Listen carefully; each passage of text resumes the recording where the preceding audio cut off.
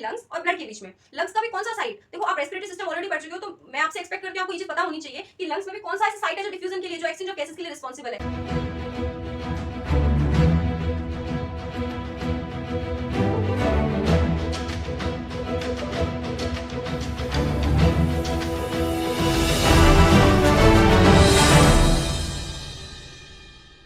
या future doctors, कैसे हैं आप सब? Welcome back to Biologica. तो आज हम पढ़ने वाले हैं हमारा next topic exchange of gases. आप लास्ट वीडियो में already respiratory capacity and respiratory volume के बारे में डिटेल में पढ़ चुके हो।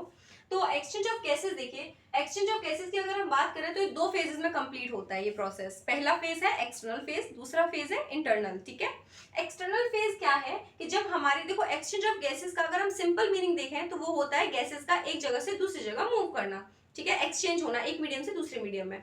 ठीक है, तो एक्सचेंज ऑफ गैसेस में पहला जो एक्सटर्नल फेज होता है, उस एक्सटर्नल फेज में होता है क्या है, जो एक्सचेंज है वो होता है लंग्स और ब्लड के बीच में। लंग्स का भी कौन सा साइड, देखो आप रेस्पिरेटरी सिस्टम ऑलरेडी पढ़ चुके हो, तो मैं आपसे एक्सपेक्ट करती हूँ आपको ये चीज पता होनी चाहिए कि लंग्स में भी कौन सा ऐसा साइट है जो डिफ्यूजन के लिए, जो एक्सचेंज ऑफ गैसेस के लिए रिस्पॉन्सिबल है। अब डिफ्यूजन टर्म पे मत जाना, I will tell you in detail later. ठीक है, तो अभी लंग्स का कौन सा साइट है, एल्वोलाई। ठीक है, trachea, then bronchi, then bronchioles and then alveoli. ठीक है, तो एल्वोलाई है हमारा site of exchange of gases in lungs. ठीक है, तो एल्वोलाई और ब्लड वेसल, ब्लड में blood vessel, obviously blood vessel में ही एक्सचेंज होगा हमारी गैसेस का। तो एल्वोलाई और ब्लड वेसल के बीच में जो एक्सचेंज हो रहा है हमारी रेस्पिरेटरी गैसेस का, उसे हम क्या बोल रहे हैं, external phase of exchange of gases. उसके बाद हम internal phase of exchange of gases की बात करें तो ब्लड यानी कि ब्लड वेसल और टिश्यू के बीच में। अब एक बात बताओ यार, ब्लड का काम क्या है, सर्कुलेशन का। ब्लड यानी कि जो न्यूट्रिएंट्स हैं, ऑक्सीजन है, इनको क्या कर रहा है, हमारी बॉडी के सारे टिश्यूज तक पहुंचा रहा है ताकि हमारी बॉडी के फंक्शन सारे होते रहें। ठीक है, तो ब्लड का काम ही वही है, ट्रांसपोर्ट का। तो ब्लड और टिश्यू यानी कि ब्लड अब क्या करेगा, देखो एल्वोलाई से ब्लड वेसल में आ गए हमारे जो भी रेस्पिरेटरी गैसेस है, तो अब रेस्पिरेटरी गैसेस को टिश्यूज तक तो पहुंचाना है ना, क्योंकि काम तो वही है, टारगेट तो वही है एट द एंड। तो ब्लड वेसल और टिश्यूज के बीच में जो एक्सचेंज हो रहा है, यानी कि पहला alveoli, then blood vessel and then blood vessel and tissue. ठीक है, तो एल्वोलाई और blood vessel external, blood vessel and tissue internal. समझ में आ गया? अब देखो मैंने आपको एक टर्म बोला था डिफ्यूजन। डिफ्यूजन का मतलब क्या होता है, किसी भी हाई कॉन्सेंट्रेशन से लो कॉन्सेंट्रेशन की तरफ हमारे किसी भी सब्सटेंस का मूव करना क्या कहलाता है, डिफ्यूजन कहलाता है। कॉन्सेंट्रेशन बोले तो अमाउंट। ठीक है, अब देखो डिफ्यूजन हमारा कुछ फैक्टर्स पे डिपेंड करता है। पहला होता है सॉल्युबिलिटी ऑफ गैस। अब सॉल्युबिलिटी ऑफ गैस मैं आपको समझा देती हूँ। एग्जांपल देखिए, बहुत बेसिक सा एग्जांपल है, आप ऑलरेडी पढ़ चुके हो कि अगर हमने मानो एक ग्लास पानी लिया, ठीक है, अब उस एक ग्लास पानी में हम चीनी मिला रहे हैं। अब हम चीनी मिलाते जा रहे हैं, मिलाते जा रहे हैं, मिलाते जा रहे हैं, तो एक स्टेज ऐसी आएगी कि चीनी घुलना बंद कर देगी। ठीक है, तो वो क्या हुआ, उसकी सॉल्युबिलिटी मतलब लास्ट जो उसकी सॉल्युबिलिटी की स्टेज है वो आ चुकी है कि इससे ज्यादा अब वो सॉल्युबल नहीं हो सकता है उस पर्टिकुलर अमाउंट ऑफ वाटर में। ठीक है, तो सॉल्युबिलिटी क्या है। अब अगर हम गैसेस की बात करते हैं तो ब्लड में जितनी गैसेस हमारी डिसॉल्व हो सकती है उसे हम बोलते हैं सॉल्युबिलिटी ऑफ गैसेस, यानी कि जिस गैस की ब्लड में जितनी डिसॉल्विंग पावर है उसे हम सॉल्युबिलिटी बोल रहे हैं। ठीक है, उसके बाद हम बात करते हैं सेकंड फैक्टर, वो है प्रेशर ग्रेडियंट। प्रेशर ग्रेडियंट का मतलब क्या होता है, देखो ये पूरी कहानी ब्रीदिंग की प्रेशर ग्रेडियंट पे टिकी हुई है। ठीक है, प्रेशर ग्रेडियंट का मतलब है डिफरेंस बिटवीन प्रेशर। अब मैंने आपको समझाया था लास्ट वीडियो में कि अगर मानो एटमॉस्फेयर का प्रेशर की बात करें तो वो 760 mm ऑफ Hg है, और अगर हम लंग्स की बात करते हैं तो लंग्स में अगर मान लो उससे कम हो जाता है, it can be 758 mm of Hg। ठीक है, तो वो क्या हुआ है, डिफरेंस क्रिएट हो गया, यानी कि एटमॉस्फेयर का 760 एंड यहाँ लंग्स का 758, तो वो डिफरेंस ही कॉज करता है हमारे इंस्पिरेशन को, क्योंकि गैस की प्रॉपर्टी है कि वो high pressure to low pressure move कर रही है। तो ये डिफरेंस क्या है, प्रेशर ग्रेडियंट। इसी डिफरेंस को हम प्रेशर ग्रेडियंट बोलते हैं, किसी यानी कि एटमॉस्फेयर का प्रेशर और जो लंग्स का प्रेशर है उसका डिफरेंस। ठीक है, तो इसे बोलते हैं प्रेशर ग्रेडियंट। ये लंग्स एटमॉस्फेयर और लंग्स में है। ये एल्वोलाई और ब्लड वेसल की भी बात कर सकते हैं हम, आगे आप समझ जाओगे अच्छे से। बाकी थर्ड जो फैक्टर है वो है थिकनेस ऑफ मेम्ब्रेन। अब थिकनेस ऑफ मेम्ब्रेन क्या है, इसको मैं आपको थोड़ा सा एग्जांपल देके समझाती हूँ, प्रैक्टिकल वे में समझाती हूँ। देखिए ये मानो मेरे पास एक वैसे तो ये एक पेपर है, बट मान लो कपड़ा है मेरे पास। ठीक है, अब इस कपड़े से मैंने मानो ऊपर से डाला पानी।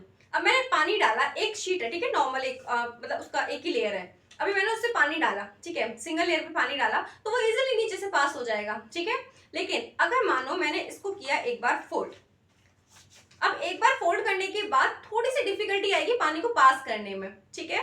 उसके बाद मानो मैंने इसको और फोल्ड किया, ठीक है, और एक बार और फोल्ड किया, तो अब मैं जो पानी डालूंगी वो इजीली डिफ्यूज नहीं हो पाएगा, वो इजीली पास नहीं कर पाएगा इससे। तो इससे क्या समझ आया आपको कि जो लेयर्स हैं, ठीक है, इसकी थिकनेस बढ़ गई ना। पहले देखो, एक बात बताओ, पहले कितनी थिन लेयर थी, पहले थिन थी ना, अब कितनी थिक लेयर बन गई है। तो वो डिफ्यूजन को प्रॉब्लम क्रिएट कर रही है ना, डिफ्यूजन नहीं हो पा रहा सही से।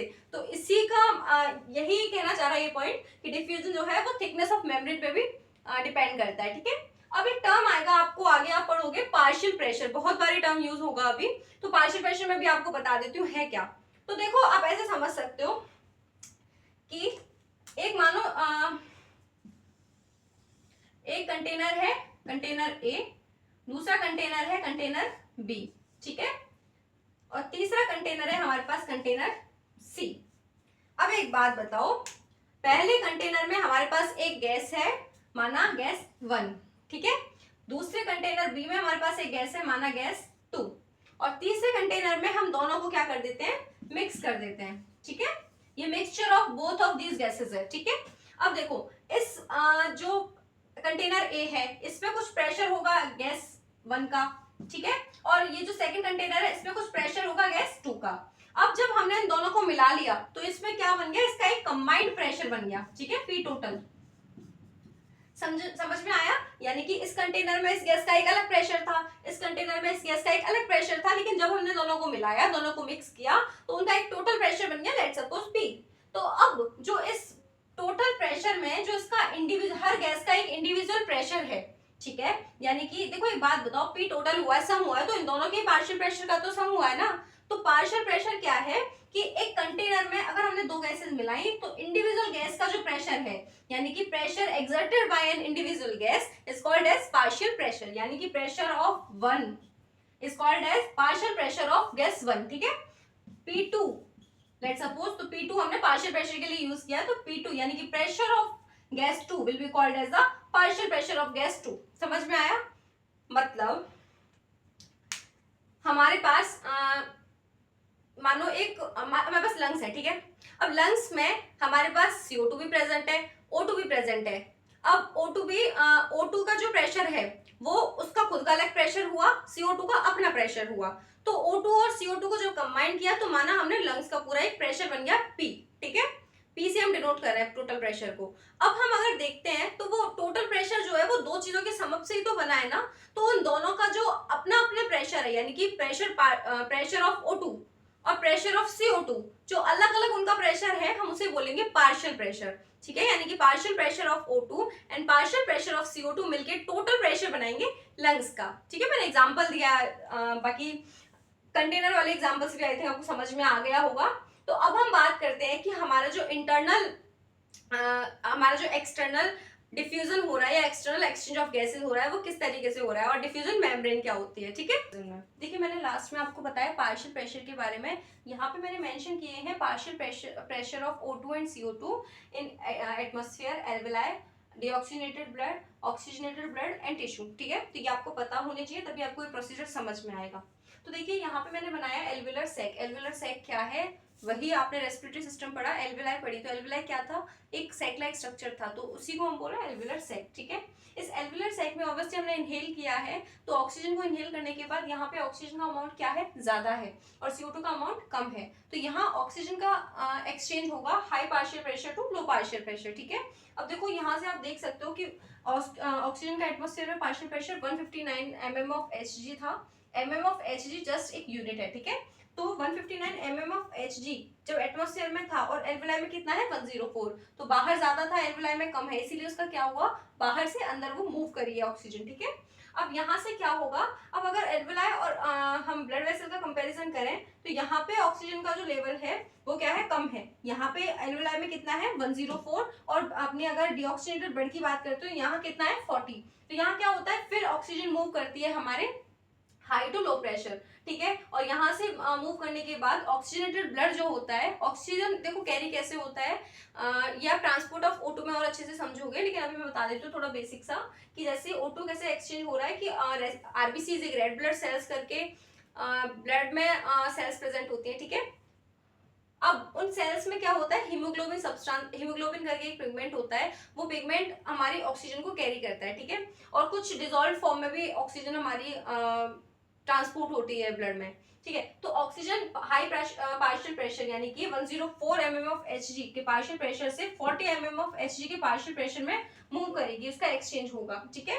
और उसके एक्सचेंज के बाद पल्मोनरी वेन के थ्रू ऑक्सीजनेटेड ब्लड हमारा लेफ्ट एट्रिया में जाएगा, हार्ट के लेफ्ट एट्रिया से लेफ्ट वेंट्रिकल में जाएगा, देन एओर्टा के थ्रू हमारा टिश्यूज तक ब्लड पहुंचेगा, aorta further arteries and arteriole में डिवाइड हो जाएगा, टिश्यूज तक पहुंचेगा, देन टिश्यूज से CO2 यानी कि डीऑक्सीनेटेड ब्लड लेकर वो फिर से हमारे left right atria and then right ventricle में जाएगा, देन राइट वेंट्रिकल से पल्मोनरी आर्टरी के थ्रू आर्टरी के जब मतलब राइट एट्रियम राइट वेंट्रिकल, ठीक है, राइट वेंट्रिकल के बाद पल्मोनरी आर्टरी के थ्रू वो दोबारा जाएगा कहाँ पे, हमारे एल्वेलाई के पास, और वहां से क्या होगा, उसका एक्सचेंज होगा, यानी कि CO2 अब यहाँ ज्यादा है पल्मोनरी आर्टरी में और CO2 एल्वेलाई में कम है, तो CO2 एल्वेलाई में जाएगा और ऑक्सीजन दोबारा क्या होगा, पल्मोनरी वेन में आ जाएगा, ठीक है। तो ये पूरा प्रोसीजर होता है। अब देखो इस प्रोसीजर में आपको यहाँ पे थोड़ा कॉम्प्लेक्स लग रही होंगी चीजें, तो देखो पहला एक मैंने आपको डिफ्यूजन टर्म बताया था, देन मैंने आपको एक मेम्ब्रेन भी बताई थी, थिकनेस ऑफ मेम्ब्रेन करके एक टॉपिक बताया था, तो वहां जिस मेम्ब्रेन की मैं बात कर रही थी वो इसी मेम्ब्रेन को बोलते हैं, इसी मेम्ब्रेन को हम डिफ्यूजन मेम्ब्रेन बोलते हैं, ठीक है। अब इस मेम्ब्रेन में पहला जो इसका कंपोनेंट है वो क्या है, squamous epithelial cells of alveoli, ठीक है। उसके बाद सेकंड क्या है, बेसमेंट मेम्ब्रेन, जो कि एक फाइब्रिल्स का नेटवर्क है, ठीक है। उसके बाद थर्ड क्या है, एंडोथेलियल सेल्स, यानी कि एंडोथेलियल भी एपिथेलियल सेल्स ही होती हैं जो कि ब्लड वेसल में प्रेजेंट होती हैं, ठीक है। तो इन तीनों के से मिलके हमारा क्या बन रहा है, इन तीनों के मिलने से बन रही है हमारी डिफ्यूजन मेम्ब्रेन, ठीक है। उसके बाद अगर हम बात करते हैं, एक इंपॉर्टेंट मैं आपको बताना चाहूंगी, इंपॉर्टेंट पॉइंट है एक्चुअली, कि जो हमारा CO2 है उसकी सॉल्युबिलिटी 20 to 25 टाइम्स ज्यादा होती है देन दैट ऑफ ऑक्सीजन, ठीक है। तो इसीलिए जो डिफ्यूजन पावर होती है वो भी हमारी CO2 की ज्यादा होती है, ठीक है, ऑक्सीजन के कंपैरिजन में। तो आपको ये सारे पॉइंट्स याद रखने हैं। पहला क्या, कि अगर हम external phase of exchange of gases की बात करते हैं तो एल्वेलाई हमारा साइट होती है, ठीक है, डिफ्यूजन की, देन एल्वेलाई और ब्लड के बीच में हमारा हुआ एक्सटर्नल एक्सचेंज। उसके बाद इंटरनल की बात करते हैं तो यहाँ पे हमारा एक्सटर्नल एक्सचेंज हो गया, ठीक है। इंटरनल एक्सचेंज कहाँ हुआ, यहाँ, यानी कि ब्लड वेसल और टिश्यू के बीच में। अब यहाँ पे आई थिंक आपको क्लियर हो गई होंगी सारी चीजें, कि पहले एल्वेलाई में ऑक्सीजन ज्यादा है, देन CO2 कम है, तो oxygen high partial pressure to low partial pressure move करेगी पल्मोनरी वेन के through left atria, then left ventricle, aorta, arteries, tissues, then tissue से वो डीऑक्सीनेटेड ब्लड को कैरी करेगी, कैरी करने के बाद राइट एट्रियम में जाएगा, देन राइट वेंट्रिकल में, उसके बाद पल्मोनरी आर्टरी के थ्रू, इसके बाद पल्मोनरी आर्टरी के थ्रू हमारा कहाँ से CO2 यहाँ ज्यादा होगा पल्मोनरी आर्टरी में, तो फिर से CO2 पार्शियल प्रेशर के मतलब जो प्रेशर ग्रेडियंट है उसके अकॉर्डिंग मूव करेगा, तो high partial pressure to low partial pressure move करने के बाद CO2 एल्वेलाई में आ जाएगा, ऑक्सीजन वापस पल्मोनरी वेन में चला जाएगा। तो ये पूरी प्रोसेस चलती रहती है। अब मैंने यहाँ पे जो पार्शियल प्रेशर मेंशन किए हैं, आप स्क्रीनशॉट ले लो, आपको ये चीज बिल्कुल आनी चाहिए, और ये बहुत बहुत बहुत इंपॉर्टेंट टॉपिक है इस पूरे चैप्टर का, ठीक है। तो आई होप आपको समझ में आ गया होगा। तो ऐसी और इंटरेस्टिंग वीडियो देखनी है तो then you can like, share and subscribe our channel. Thank you.